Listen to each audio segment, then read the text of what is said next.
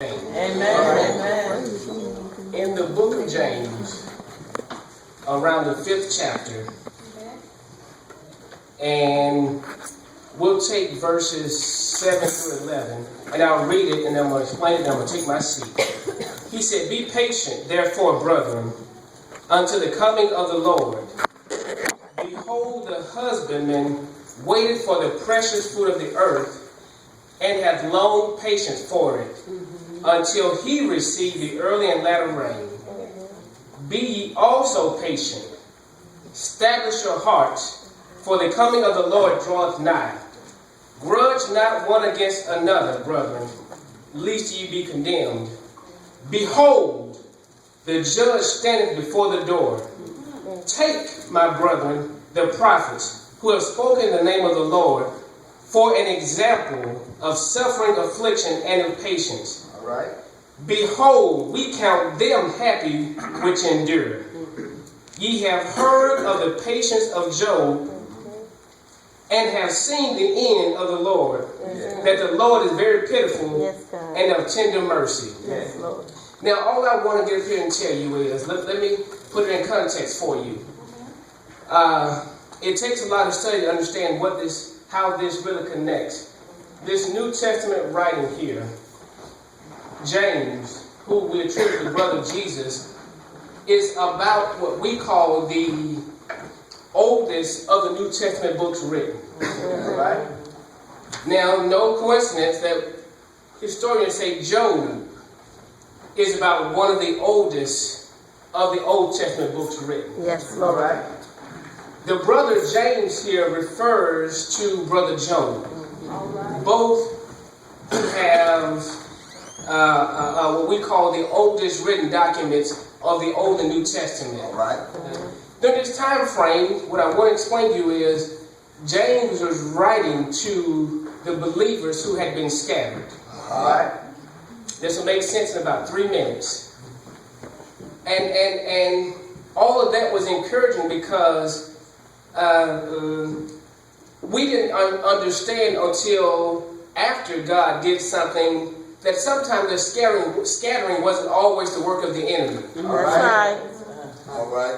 The scattering, by definition, if you read about these Greek Hebrew words about the disbursement, it came from the root word to be sown. All right.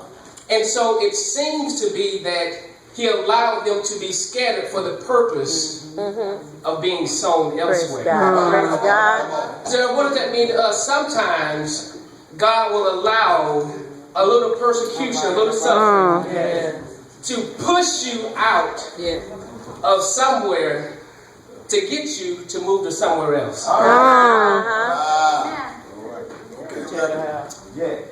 So James is writing to them, encouraging the believers who apparently enduring suffering and persecution. Now, I take this and draw this to my life here. I want you to put yourself in the Bible here. I want you to relate to us who have been displaced out of our comfort zone of life because of what the Lord has allowed as suffering and persecution. All right. And sometimes you have to be careful because he encouraged them, don't go through this with complaining, groaning, murmuring, bickering, turning on each other, all this foolishness, because at the root of it, it was all by the hand of the Lord. All right. So we have to understand here that James had a very unique but specific message. He said throughout the verse over there, think it not strange considering the trials and the temptations that come you. He said, don't get it twisted. God is still in control. Yes. Now, what we come down to, let me cut across, when we get to verse 11, this is the beauty of it for me. This is the beauty of it. This is what I want you to capture, if nothing else. Verse 11 says, he talks about, we count them happy which endure. See, that sounds like an oxymoron. That doesn't equate to us. Because we find it hard to accept the fact, one, that we have to endure. That's the first thing we find it challenging. Because we come to the gospel with a rose picture, with a beautiful, blissful scene of heaven on earth, not understanding that even Jesus came down and his heaven on earth meant the cross. So he said, now this oxymoron here, we count them happy that endure. So could it be that the reason why most saints aren't totally fulfilled and happy is because we choose not to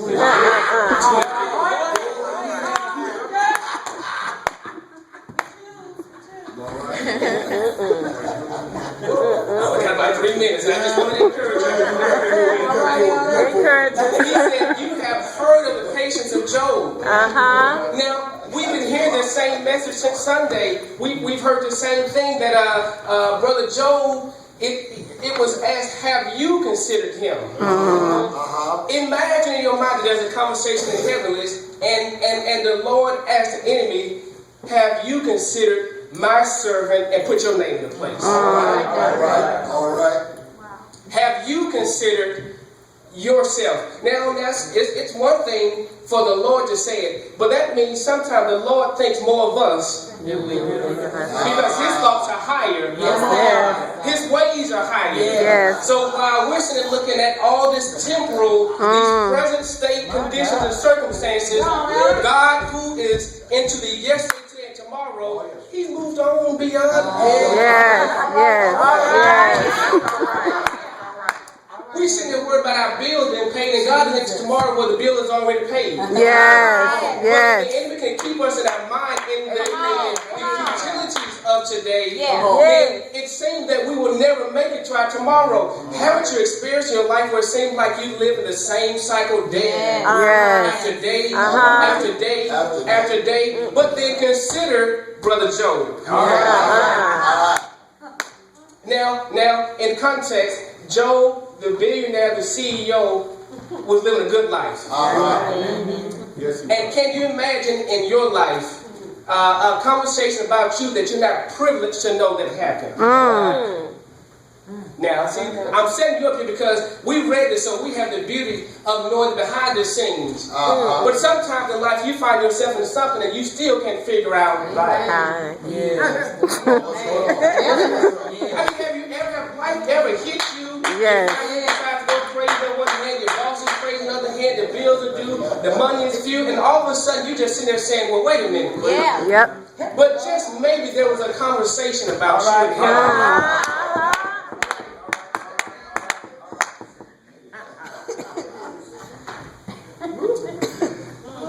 So what I really came up to tell you, I want you to change your mindset about what's in front of you. All right. It does no good to have revival if the Lord falls and we wake up tomorrow thinking the same thing. He said, behold, I will do a new thing. You can't pour all this new wine into these old wineskins. You know, it's hard to carry yesterday and today. Let me leave that alone because then revival becomes just another event when all we do is have somebody come by and tell you it's a new day, and you sit there and say, no, it's not.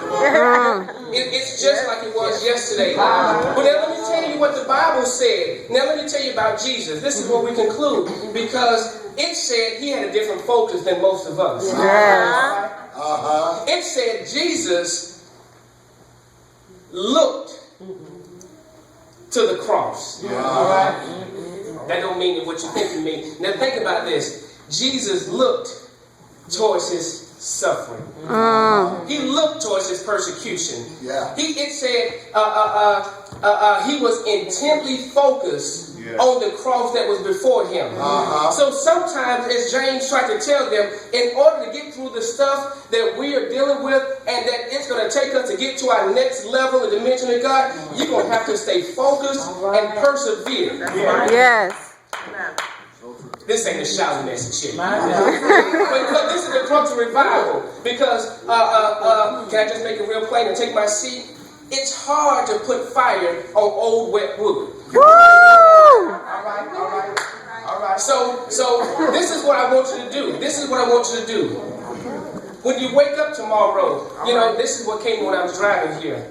Have you? This will make a lot of sense. I can really take my seat. This will make a lot of sense. Life slaps you. I was listening to the radio, and we all hear it. I heard the thing I've heard all my life. All things was just going normal. My favorite song was on. And all of a sudden, in the middle of what I like happening in life, I heard a sound. Mm-hmm. It said, beep. And the very next words was, this is a test.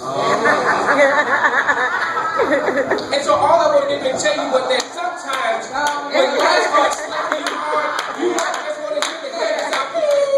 It said this. You consider that sometimes God is doing something that you're not aware of. So don't grumble, don't complain. Next time something hits you that you cannot deal with, or you say, I don't see it, just beep. And say, you know what? This is only a test. So my challenge to you is, as we conclude this revival, take all of your challenges life has thrown you. Take all of your frustrations, all of your perceived failures, and put the beep on it. And realize